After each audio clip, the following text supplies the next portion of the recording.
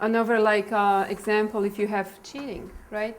That's not very healthy, you would say. And if the child comes or you hear from the teacher it was cheating, you will just come with this lecture how not to cheat and everything. But when you really look at what's the need behind cheating, it's a need to win, right? To be right. So you can look at that. It's like, where can I create the opportunity in his life so he feels like a winner? So in the playtime, it's the most interesting thing.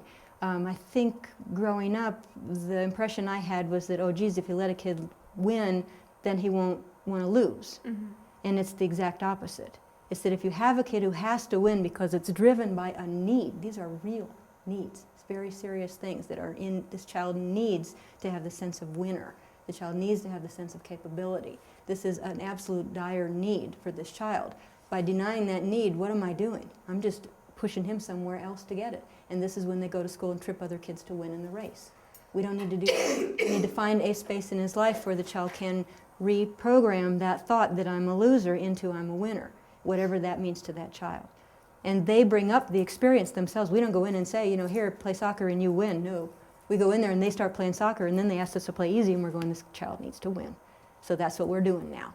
And when they get enough to build up that sense of self, that experience builds up their sense of self as a winner, as capable as whatever their word is. When they get to that point, they shift over and become generous and they can allow other kids to win and they can play fair and they can do all these things now because they no longer have to prove every second that they're a winner. So that if they lose once, it means they're a loser. That's gone. Mm-hmm. Because now they can, if a winner, if you're like a winner mentality and you lose once, you're just going to try again because you're a winner, If you're a loser mentality, you lose, it's all over. There's the proof. What am I going to do? Mm-hmm. So that's what we do. We shift that. We fill the need here in an appropriate way so that when they go out in the world, they no longer have to fight for that. It's just so. And a person who feels powerful, a person who feels like a winner, is a generous person, is not out there to crush everybody around them. The person who doesn't feel like they have any power and has to prove it is.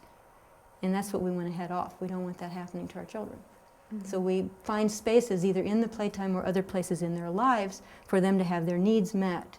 And if it's the need to win, and we're trying to push this kid into some, super A-team football, and we have a child who doesn't feel like a winner yet, that may not be the best place for that kid.